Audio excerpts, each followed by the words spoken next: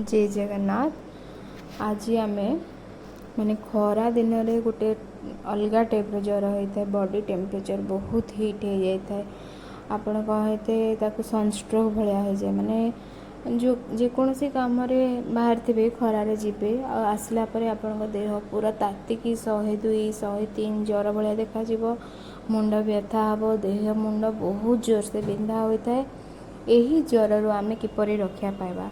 Medicine भी खाइबा, medicine खाइला परे भी यह अति सहजरे कमी न थाए ज्वर। से गोटे आंब को कंचा आंब को प्रथम धोई देकी ताको सेम गैस रे पोड़ी देबे।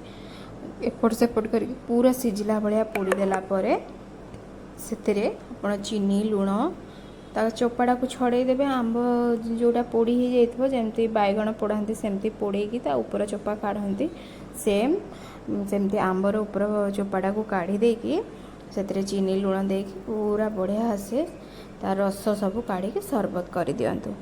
यही रस कौन हम आपण साधारणतः छोट पिला 6 मास पर पानी पी पार्छन्ति तांकु भी खरा दिन एमती झाऊ पिटी देथिले बा सनस्ट्रोक भाया टेम्परेचर तांको देहरे देखा देथिले तांकु 2 चामच पिए देबे।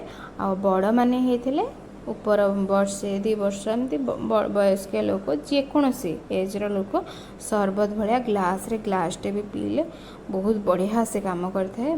निश्चय ट्राए करंतु, समस्त को शेयर करंतु। यह बहुत उपकारी आम स्वास्थ्य प्रति अति समस्ते जानवा कथा यार उपकारिता। देखंतु से आंबर माने खरा दिने आंब साधारणतः माने सबू एरिया रे अवेलेबल थाए, किंतु कंचा आंब को जितेबाला सीम गैस रे पोड़ी की सरबतटा करबे तो माने बहुत बढ़िया मेडिसिन भलिया काम करथाए। तो आपण जदि कंचा आंब नाही हल्का पाची जाइए कि पाचिला आंब जेकोसी आंब को पोड़ी की सरबत पीले आम बॉडी रो टेम्परेचर कम हो जाए। ज्वर देखिए सांगे सांग माने गोटे 2 घंटा पर आपन को आराम लगे जमती सनस्ट्रोक रे देह मुंड बहुत माने व्यथा है मनीष तार मृत्यु आड़ को चली जाए। से रक्षा पाई पारे। घर बाहर पूर्व सरबत निश्चय